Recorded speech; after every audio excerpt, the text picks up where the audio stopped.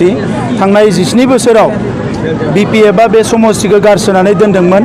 दा बे समस्तिनि रायजो राजाफ्रा जौगानायखौ लुबैयो आरो दुलाराय बड'लेण्डनि एबा आसामनि रायजो राजाफ्रा दतमा ओनसोलखौ जौगानायखौ लुबैयो, दतमा समस्ति जौगानायखौ लुबैयो। दा नंखायनो जोंनि दोलोनिफ्राय आरो लोगोसे दतमा ओनसोलनि रायजो राजाफोर दैदेनगिरिफोर बयबो आंखौ बेवहाय बिजाथि महरै गसंनायखौ हास्थायदोंमोन।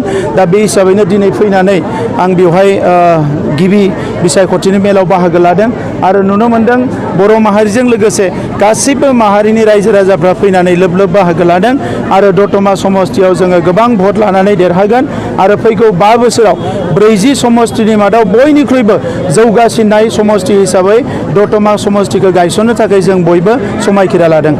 गोबां मासि देरहागोन। 40 मासियाव ओरैबायदि आं मासि नुवाखै जेराव जोंनिया गाज्रि, बिनि गेजेरावनो मोनब्रै मोनबासो मासिया एसे गाहायाव दङ, नाथाय मेक्सिमामानो जोंहा गोजौआव दङ। नंखायनो हारसिंनो सरकार दानो हानाय जखानि जोङो MCLA मोनगोन, बियो रोखा।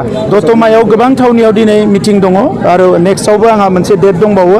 दा आङो नाजागोन जे मोनफ्रोमबो गामि एबा मोनफ्रोमबो ओनसोलाव बेरायनो थाखाय।